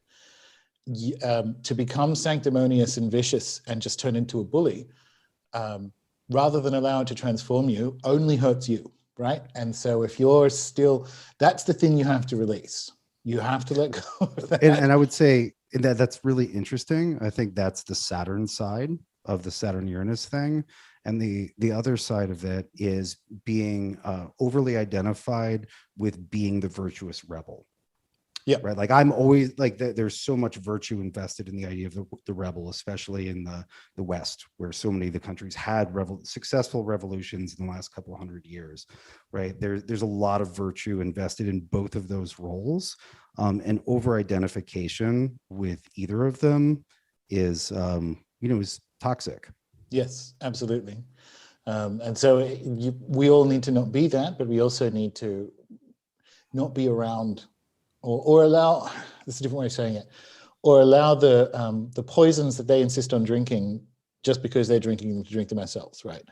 Well, can we say this is the age of air? And so we don't even have to make the mistake of drinking them. Like, these are airborne poisons, right? Yeah. There's so much like mind poison just in the air. And it's, if you're anywhere near a computer, there are wonderful things on the computer and useful things on the computer, but it's also just like a boiling cauldron of, I don't know, of toxins of various flavors and levels of toxicity. If anything, it's like we need to become more like conscious, how should we say, a conscious dialogue or relationship to poison.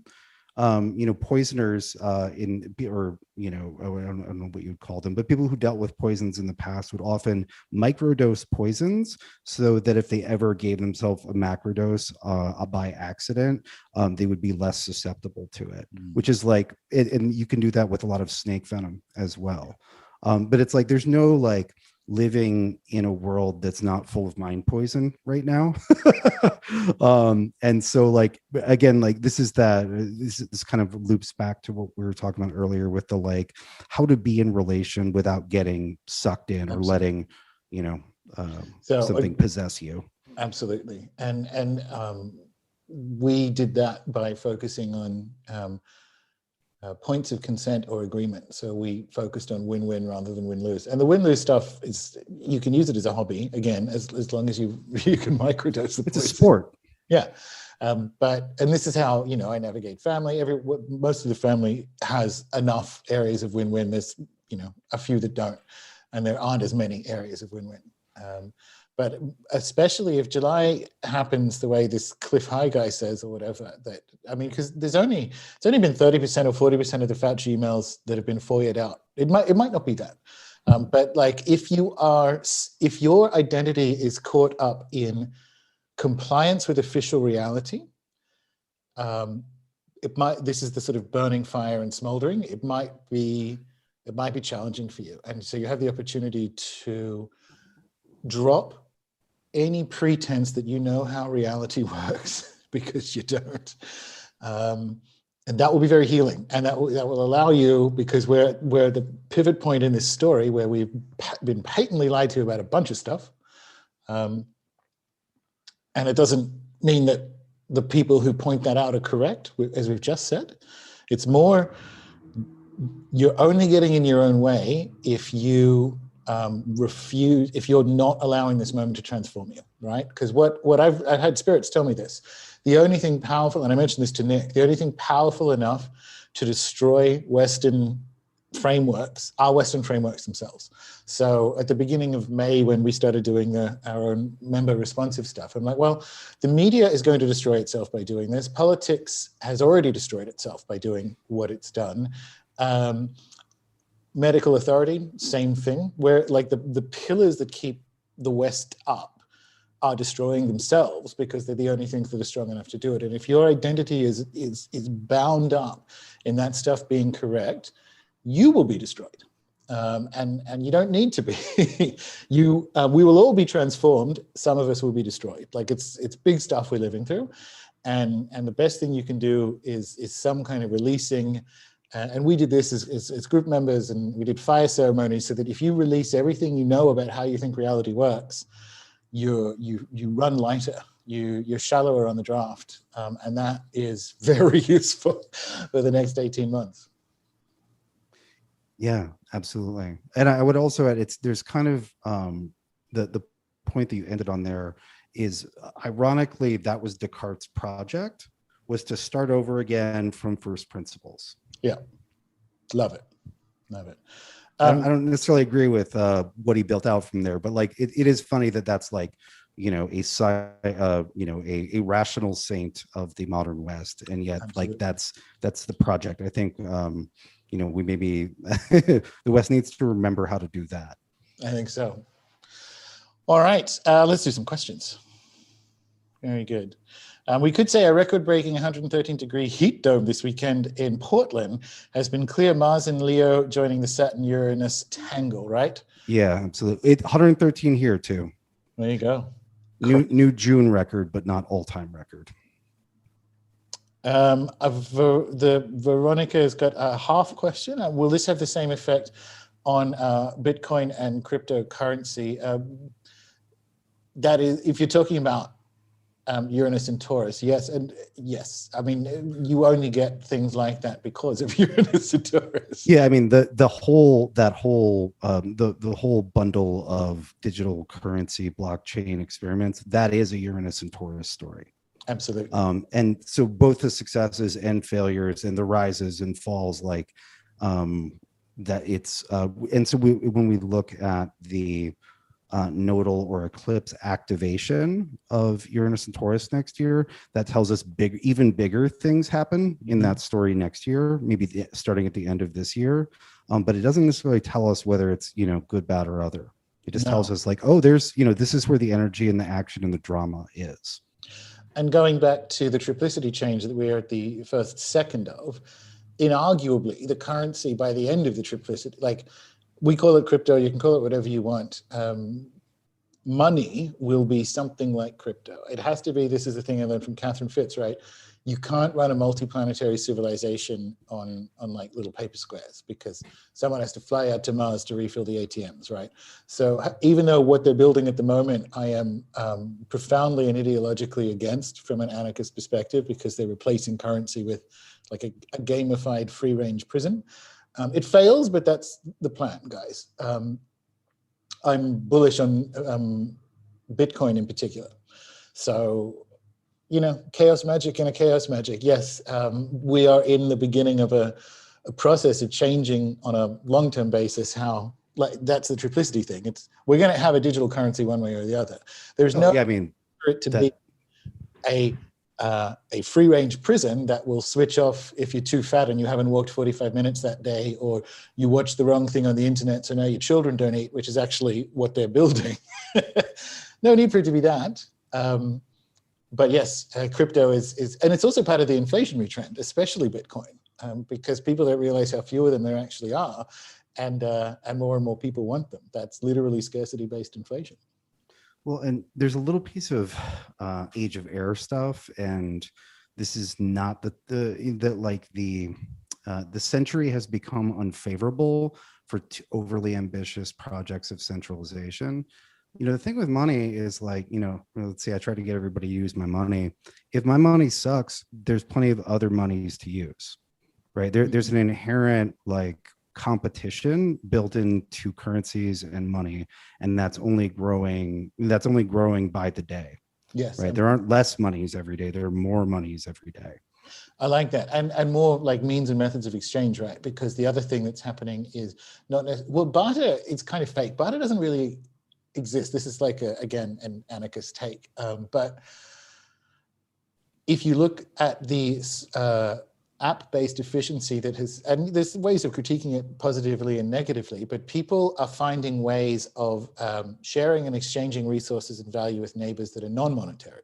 So as you say, like if you're, and one of the things that I think we can do, and I'm certainly doing, but I know we discuss as members and people are looking for it, is again, I think we all have to be anarchists in the sense that we need an understanding of counter economics in this moment. There are things, counter economics can be described as operating at the level of the field if you're doing that right, which is we have to be the thing that comes next, and that is non-monetary forms of exchange and stores of value, and kind of realizing, well, what does a good life look like? This is coming back to the dreams. What do I actually want? Because the things that I had previously assumed would be there to get me to what I want, stable jobs and money and so on, going away. But I still want things. Remember, we all have to, looking at how dark things are getting, remember that we came here for this. We chose this time. Sometimes I wonder, but we chose this time. We did to go through this, right? And I'm pretty sure I didn't come here for it to all be shit. So there's a wider or more animist way of saying counter economics, which is kind of supporting what you did there, which is expanding it out past money. And that's what's going to happen when they roll out these control-based currency replacements, is if you have a language of value exchange that operates outside of it, you're going to be much better positioned to respond to however things are going at that point in time, knowing your neighbors, mowing their lawn, doing whatever kind of exchanges of value, mowing their lawn for babysitting, whatever it happens to be. Yeah. All these things you can do now, and we should do now, right? That's part of the transformation. Be the Uranus in your own Taurus. All right. Rather than the reverse. Yes, exactly. Ooh, yeah. well done. You mess with the bull. I'll do the butt jokes around here. Thank you very much. What would Austin say the astrology says about human splicing with animal research? So I wouldn't say I've thought about that a lot. If I'm just off the cuff, I'm going to put that in Saturn and Neptune and Pisces, because that is such a surreal signature. Yeah. That, like, because that's literally just a vision from either dream or nightmare or myth or Island of Dr. Moreau. Yeah, like exactly that right. Kind of thing belongs in Saturn and Neptune and Pisces. Doesn't mean nobody will do anything mess with that, but like, that'll show up, I think. Then that would be my guess, because that's where the obvious, not so we're this is like disruption time, right? Like Saturn Pluto last year was just like doom time, where I believe, as you dubbed it in like 2017, Gordon, like the goat god of death, right? Which is like, we were all in that Rider-Waite devil card, and we were tied to the stone, right? Yeah. Whereas now this year and next year, this is like shit's crazy and keeps being crazy, and I don't know what to do about it, right? Because that same Saturn Uranus struggle is real on a microcosmic level as well, right? It's like, I'm trying to keep it under control, Saturn, but all this shit keeps happening, and I kind of want to change everything, but it's that's that. But then we go into like whatever deep, weird, heavy dreaming that Saturn and Neptune and Pisces is. Yeah. That's good. So fish monsters in the second Saturn quarter. Yeah. Well, I would say maybe I was thinking about deep sea earlier today, like the wondrous and monstrous creatures of like the aphotic zone where light no longer Oh, yeah. reaches, where you get forms and colors that are, very dreamlike, right? They're more beautiful than normal things and than land things, and they're also more monstrous. Cool. All right. Ren has the god archetype of Neptune / Poseidon doesn't feel like a good match for No, the it's not. planet. It's terrible. Yeah, there you go. Is there a better archetype to match planet Neptune for prayers and other magic work? Good question. So I've said Dionysus before. Dionysus is okay. I think you could literally go Morpheus. Like you can literally Yes. go Yeah, like, yeah. Morpheus with your retinue of Onoroi, like dream deities. In a piece I wrote, God, like in 2011, I think I matched it with the goddess Maya, right? Who is the goddess of the illusion of the real, which is the real. So, if we're comparing, that's a tricky term, right? Might be like, oh yeah, that's fake. It's like, well, no, but like you're using what you think is real as a yardstick to measure something fake. But what that idea, especially in Buddhism, means is that your yardstick is less real than other things, right? Which when you get really complicated like this, and start circling back and needing to constantly modify one statement with the other, that's a good sign that you're in the Neptune zone. Yeah. But yeah, it's the dreaming. It's the big, it's the last real planet that encircles all the others. Just as you were talking about, the dream contains, like if you have a dream, then it contains and to a certain degree organizes all of the pieces to make it so, right? The martial action, the mercurial cleverness, all of that. And so like big dreaming types of deities. And, definitely try to find that in a tradition you work in or that you're familiar with and have good contact with. Don't feel the need to like shoehorn in like the Greek Morpheus. That was just the first thing that came to mind. It's a good one though, Morpheus. Yeah. It's not bad. Yeah. All right. I'm going to think about that. Like there's a couple of them that are. There's also in more Vedic stories, you have like an underworld kind of demonic, kind of not architect named Maya, who is a master of actually creating things, but is also considered kind of shady, at least in those stories. Who's the like kind of the underworldy or Azura counterpart to Vishvakarma, who's like the celestial builder and architect and designer, sort of like you'd say the shadow of the architect. Is literally named Maya, and there's that like, if you look into that mythology, maybe start with Vishvakarma because you can then find Maya in his story. That might be a place to look to if you Vedic sphere stuff speaks to you. Very cool. What do you think of the November 8, 2022 eclipse? He said, Noah's got that seems like the collapse of Europe. I'll jump in there first because whenever we talk about that, Europe's seen some stuff. It won't collapse. The EU certainly ends, but Europe's a different being. Like we're talking about the EU chart. We're not talking about Europe. Yeah. And the EU chart it's not, how should we say, the fate of every nation. That is that agreement, that binding, that contract as its own entity that has its own life cycle. Absolutely.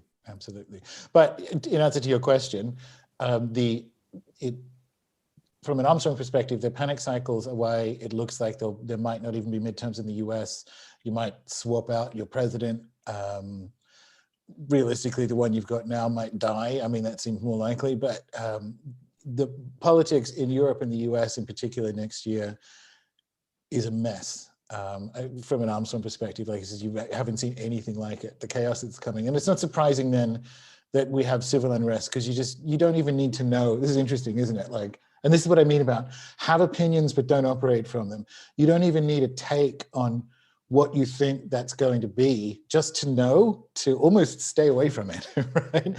Stay away from getting emotionally involved in a thing that's going to happen one way or the other, and move toward, not from opinions, but toward dreams.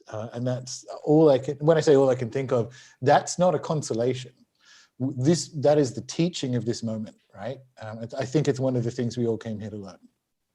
Yeah, it's like learning to, should we say, operate under history weather. Yes. Right. And some people, some of us have a particular role to play that, we could say our dharma, our calling, whatever it is, our best life, may very well intersect with the events at one period of history or another. But that's not all of us all of the time. Exactly. Yeah, exactly. These are good questions so far. Thanks, everyone, because these are challenging times, and we need those discussions, and we need to have them in this mature way. So well done, everyone, so far. Penny, can you go a little deeper with the future illness thing? What might that look like from a disease perspective? Well, see previous answer. So the peak of the plague cycle, because I mean diseases do go in cycles, but the peak of the plague cycle from an Armstrong perspective next year was in play long before we embarked on a maniacal effort to get every human being on the planet injected in something that hasn't left safety trials. Do I think that's it? Do I think it's the people who have it versus the people who don't, who are going to be more severely impacted by the peak of the plague cycle next year? I don't know. And again, it's one of those things that forecasting is good for, because the only thing I can tell you with complete certainty is that, and it's been true all the time, is that you are sovereign over your health. So whether you've taken the injections or not, I don't care. Live your lives. That's, absolutely your right. That's literally the anarchist position. I don't like the mandating of anything. Pick an injection, go for your life. But regardless of that, health sovereignty is yours, right? And so knowing that from a space weather perspective, next year looks like what we've been through, or what sort of, next year is a continuation of many aspects of the story we're halfway through, and the fact that the plague cycle peaks. Just knowing that should give you, we did this last year, remember we did Healthy Girl Summer, you can do it again. You will always be sovereign over your own health, and it's almost a negative impact on that health sovereignty to speculate, because you might fall down a YouTube, well, not anymore, nothing good is on YouTube, but you might fall down a BitChute rabbit hole and come to a very definite conclusion that it's going to be the people who took these two kinds of injections or the people who didn't. And if you set off with that as your certainty, you are not in as good a position to move through next year as the people who set off with health sovereignty. And that can include injections. I don't, like I said, literally don't care. You can make that decision for you. So it's one of the things that when you drop down to the level of detail, scenario planning, which is useful, becomes much less useful because you can spin off on a take or an opinion. And I wouldn't, right? And before well, you go. Yeah. I just want to interrupt for just a second. This circles back to the uncertainty bit or ambivalence, because again, it's so seductive to feel like a piece of what might be a dangerous variable. Yeah. But in fact, you're probably more safe, leaving and be like, I don't know, that could definitely happen, but so could this other thing, right? Like you can. It's the thing about the art of uncertainty or ambivalence is it's not just like, oh, I don't fucking know. You can say, I don't know, I've narrowed this down to a basket or like a bouquet of likely things. It's not every flower in the meadow, where it's like, all right, these particular four were particularly lovely and elegant, and I can't meaningfully discard them, right? And so I will carry this bouquet of possibilities with me, but not, pretend I'm on The Bachelor and have to pick one. No, I think absolutely. And this is part of allowing that moment to transform you, because that's not, and I've certainly learned this from initially being really, really dismayed at how fucking dumb people are last year, and sort of sitting with transforming that into useful intelligence, was humans aren't good at scenario planning. They aren't good at operating at a multiple scenario risk-based perspective. They want, and by the way, Penny, I don't mean you in this. I'm going on a previous rant. You just asked a question, which was what we asked for. Humans just aren't good at this kind of stuff, which means until you're used to it, you have to do it consciously. You have to consciously look at, okay, I think what's happening from a health perspective is really alarming. And instead of taking the next step of going, do I think it's the people with injections or the people without that are going to be severely impacted? That's not it. You're going to be like, this is, there is a future health incident that's going to be worse than what we've been through. The right thing to do is improve my health. and that's not, you have to allow that to become familiar. It's just not something we're used to doing. It's funny, like it brings up a story which Alberto tells in shaman school about this poor farmer, parable really. One day the farmer's one horse flees and like out into the hills, and his neighbor says, it might be a Buddhist story, that's unlucky. And the farmer says, might be lucky, might be unlucky, who knows? And then the next day the horse comes back and it's leading a whole bunch of wild horses. And the neighbor says, that's lucky. And the farmer says, might be lucky, might be unlucky, who knows? And then the next day the farmer's son breaks his leg trying to break in one of the horses. And the neighbor says, that's unlucky. Farmer says the same thing. And then the next day the king declares war on a neighboring kingdom, and the farmer's son can't go because he has a broken leg. Might be lucky, might be unlucky. There's a way of being with the arrival of events that can promote coherence, and that's in that story. Yeah, that's great. Yeah. John has a question. I know that most of the astrological effects have had their discussion centered around North America, EU, and China, but do you have any, John bringing the Philippines specifics, have any pronouncements for Southeast Asia, especially the Philippines, as we are entering a highly contentious election year in 2022, assuming it happens? It's a political year from hell is the answer Armstrong gets, but as you know, because you're a member as well, anytime I get stuff about other countries, and we got some New Zealand stuff last night, I will throw it in there. But you go, Austin. What have you got to add? Oh, I don't think I can comment. I'm I don't know what charts are used for the Philippines.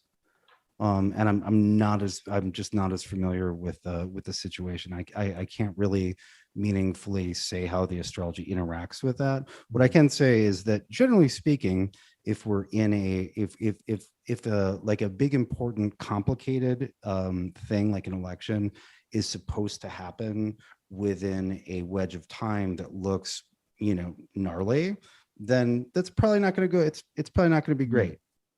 Right. Exactly. If that we can just we can judge the wedge of time.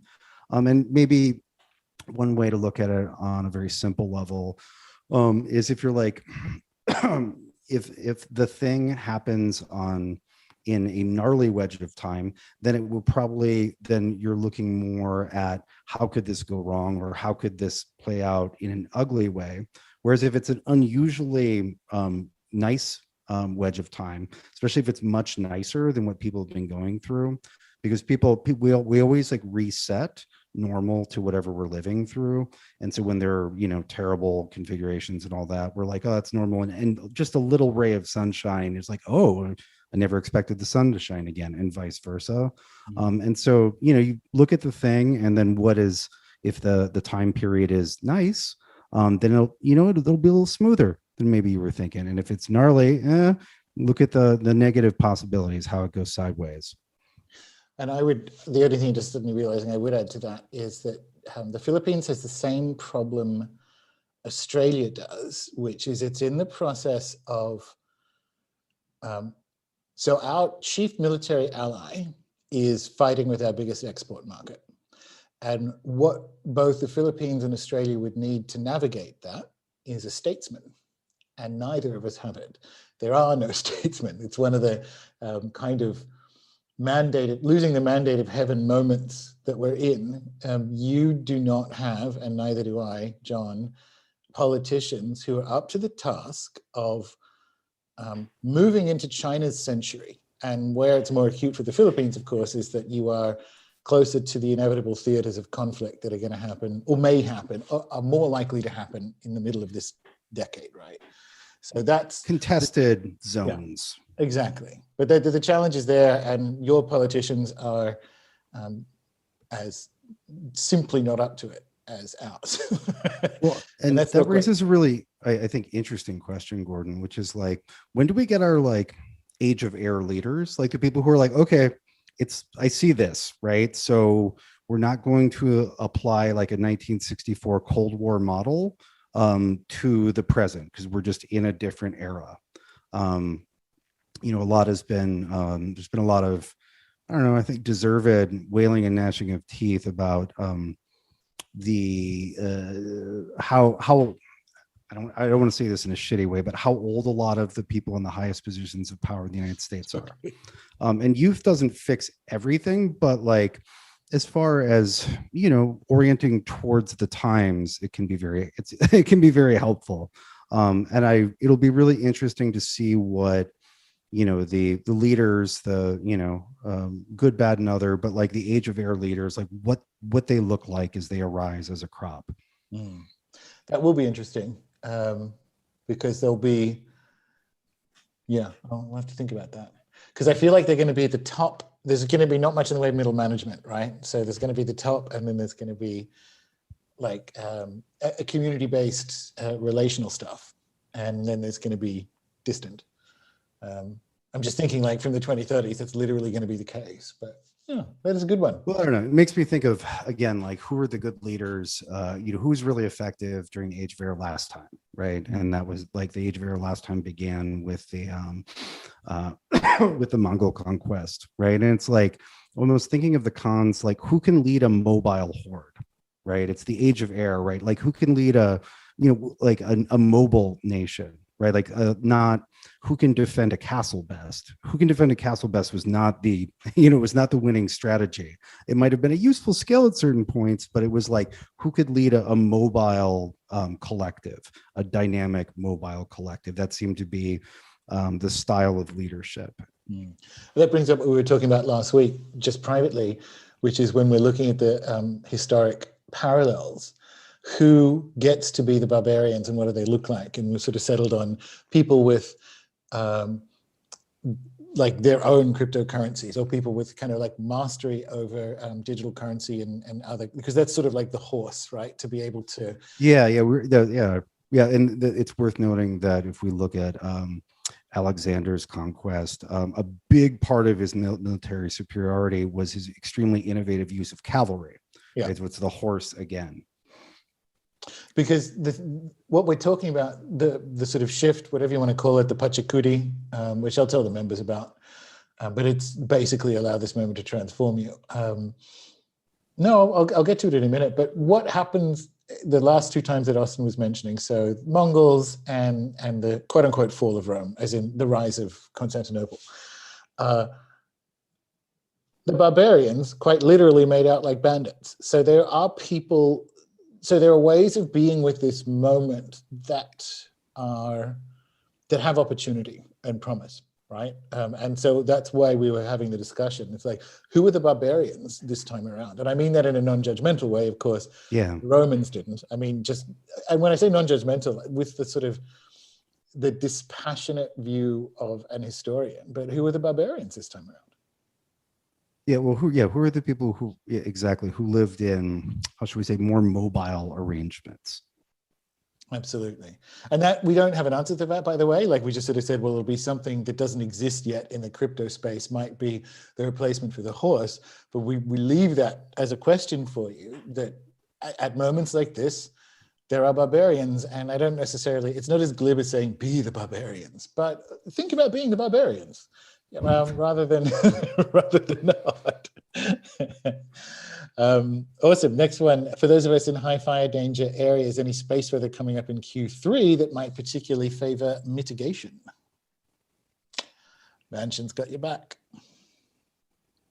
What was the question again? Someone who also lives in the high fire danger, is there any kind of like space where there are any elections that might favor mitigation? I would. I've had good success with petitioning Jupiter since it's been in Pisces to make it rain, and that's like that's the phrase, right? Because that works for fortune and it works literally. Had a couple really successful experiments over the last month and a half with that. It's Jupiter in a water sign. You got about 1 month of it left. Make it rain. True. Well, actually, the next question is, what might we expect for Jupiter going retrograde back to Aquarius for a few months? Well, so excuse me, my voice is a little worn out. Well, so just travel back in time to the period from January up until May 15th. That's what Jupiter in Aquarius feels like. And then, then we had this little window of Jupiter in Pisces. On a technical level, moving back into Aquarius puts Jupiter in Saturn's sign while Saturn's there. So Jupiter, whatever hope, luck, divine power, wisdom, et cetera, that you're hoping to wield or petition or embody, that goes back under Saturn lock and key. It doesn't mean that it's impossible. It doesn't mean that Jupiter's not allowed to do anything. It's not house arrest, but Jupiter kind of has to get Saturn's permission. And Saturn's right there watching, right? And so a positive version of that is, instead of with like Jupiter and Pisces, like creating something new, like I want a new good in my life. It's instead using the Jupiterian drive towards improvement or betterment to make the structural reforms that your life is calling for, like the boring Saturnian structural reforms. Interesting. I like it. Can either of you, this is interesting, can either of you, Austin, recommend a starting point for learning about heliacal rising stars and how to work with them magically? You wouldn't necessarily work. I mean, you would approach them as you approach stars magically. If you know how to do that, you don't need a different ceremonial version of that. Heliacal rising is when a star or a planet has been obscured by the rays of the sun for a while, and then you get to first see it again, right? It's like back out, it's back into the world. It's back into the visible world, which is important if you were a, luminous being like a star. And so, a lot of cultures are like, hey, you're back, right? And so that's, I would I would probably build it around, hey, you're back, and then everything else. Hey, you're back. Yeah, that's cool. Paul's got one I'm a bit confused by, but I'll have a go first. I remember about this time last year, we had some not so successful stimming predictions. Want to give it a go again. Any freebies in the astro weather? Well, first of all government were the predictions stimmy? Stimulus, I think US stimulus. But okay. All government money comes with a sock to the jaw, as Catherine Fitz says. So don't call it freebies. We are replacing currency with a free-range digital totalitarian grid. So and other than that, because there's another question from Michelle about how does the buying up of real estate by groups like BlackRock fit into this? I see free money everywhere, Paul. I just think it's in the wrong hands. So the billionaire spree of last year continues, right? But yeah, give it a go again, and it is what it is. The next step will be payments based on injection compliance, which will be managed by an app. You might get some random checks in between now and then, but that's where that all goes, and that trajectory is still in play. What do you reckon, Austin? Free money in the horizon? I don't know. I don't think so for America. I mean, there's been a lot of difficulty just getting like an infrastructure package done, which I understand, which is, it will stimulate certain sectors and, be useful for certain people. But that certainly doesn't look like, if that's really difficult, the idea of more checks going out seems pretty unlikely. No, and there's a $40 billion for more IRS inquisitors in it too, which are obviously going to come for the small and medium-term businesses. So the reset continues. I'm getting my, and so that's a good scenario planning health, right? Like have your ducks in a row if you have a small and medium business. Yeah, do, because they're coming for it. There's the best goal. So if you look at what, and this is like a Schwab thing, but we're sort of halfway through his 3 R's towards the reset. And so we're at the, particularly the US, is at the reopening, and the final R is the reorganization. So it's actually, what world do we want to live in now? Which is why, this is what I mean, we're at the midpoint of this narrative, and they will have to do some things to tip everyone into the compliance app to get the money into it. And I think that's why you're not going to get more checks, because I think it's going to be that. And I think it's going to be the removal of sort of moratoria on evictions and all that kind of stuff, because it needs to get shit for people to clamor for the app. But there's free money everywhere if you are, as Nichelle mentions, BlackRock or Blackstone, or any of them that are now the 2 largest landlords in the United States. And that's towards the you will own nothing and be happy world, right? Because they need to move out of bonds, because the bond market is going away because we're replacing currency. And if they move into this, if they move into middle-class housing, when you get access to, this is the plan, when you get access to housing based on your compliance, you'll own nothing and be happy, based on your compliance to the app, the housing you will have access to will be owned by these companies, and it will be the state that pays those companies. So it's you're moving to a different asset class, whereas, and it's good for them because bonds yielded like 1% the last few years, if you could get a good one, and you'll be getting 11% from these new assets. But that means they will be unaffordable for people. You will own nothing and be happy. This is the plan. I don't think it works, but I don't think enough people know that this is the plan. So the kind of up and the down of it's going to suck. And I think that's sort of evident in the weather. But that's two. I wanted to answer those two together, Paul, because there's stimulus everywhere, like there has never been before, as this kind of Uranus and Taurus reorganization of value happens around us. We need to be the barbarians.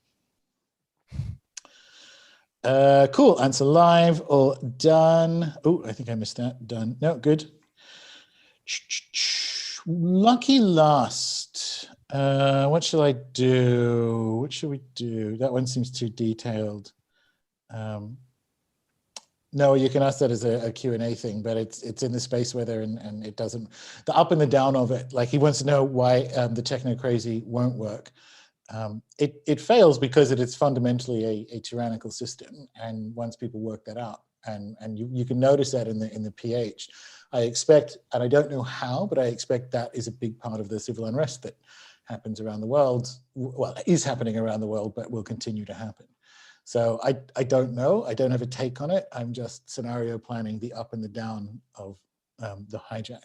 But Jay's question, in terms of opportunity to change, can you speak a bit more about those Pluto-Venus conjunctions and the space weather around those, thinking more on a personal, interpersonal level, but anything pertinent? Yeah, so Venus-Pluto conjunctions in the sky. So Venus is the primary, like, relational planet. And generally, like, positive relations, but, you know, feeling positively about people, we form relationships, and then very intense and personal negative experiences, you know, inevitably, well, I don't know if inevitably ensue, but you know, you can't have your heart broken without having had intimacy, right? So it's that whole sphere. It always has to begin with a good, right, to even get that close. And so when you have what Pluto brings to that, and I like to think of Pluto in terms of an underworld gate. You know, it's useful to think of the planets as actors and figures, and to a certain degree that's useful for Pluto, but Pluto really is like the gate between the inner solar system and the planetary world, and, you know, the Kuiper Belt and everything else out there, you know, in the darkness of space. And so, you know, thinking of Pluto as a gate to the underworld that opens, and then things can come up from that, like things that were long hidden. And then sometimes you go down into that and do a sort of catabasis of the heart. And that's particularly resonant with Venus stationing retrograde on Pluto, because the sort of go-to most useful mythic model for Venus retrograde is Inanna's descent into the underworld, which is very much a relational journey. Like she finds out her sister's husband is dead, right? Like it's very relational. And anyway, and that also tracks with what you see during a Venus retrograde, which is Venus is visible in the west and gets dimmer and dimmer, and you see less and less of Venus, then disappears, and then several weeks later appears again in the east, doing the how should we say, the death travel of going down in the east and then coming up, or excuse me, going down in the west where the sun sets every day, and then arising again with light after a period of absence in the east, as the sun does every day. And so, there may be some death rebirth stuff in relationship land, or some, and part of when you bring underworld motifs to relationship land, it's like, finding out secrets, maybe about yourself, and maybe it's about yourself, maybe it's about the other person, the disclosure of things that were previously hidden or beneath the surface, et cetera, et cetera. I'm gonna have a play with that. As you know, I like a good Venus retrograde. I don't, but I find it compelling from like a journeying and ceremony perspective. They're compelling. Yeah. I will say that they're emotionally engaging. Yes. Yeah, that's the retrograde. Speaking of which, you can see my light levels keep dimming. The sun is is descending in the west. 1 second. These metaphors write themselves. No, there's no light in here. No, that's cool. We need to wind up anyway, so because we've kept you long enough. But I guess I just wanted to pull some of this together and go back to, at least from my side, and then I'll throw it over to you. Allow this moment to transform you.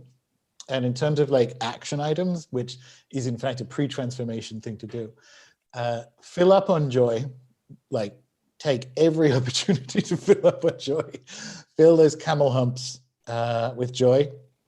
And when I want to come back to that Charles Eisenstein thing about it, not about what you can do, but where you can do something. There's the opportunity. You will know you are going through that transformation when you are thinking in that way, when you're operating at the level of the field through this, right? So allow this moment to transform you, fill up on joy, not what can we do about it, but where can you do something? What do you think, Austin? What are we going to leave people with?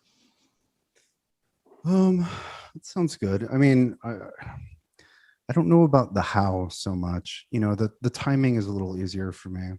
Yeah. One thing I would say that I think is practical with timing is observe what areas of your life, if any, are caught up in the events of July, and take lessons from that, right? Because that's stuff Saturn and Uranus is working on, has been working on, and will continue to be working on for a while, right? And that's look for Saturn, like areas where you're trying to maintain security and control and stability, and how those are in conflict with either like surprising events that throw those into crisis, or like a sort of brewing rebellion where you're like, I gotta start doing something differently in this area of my life.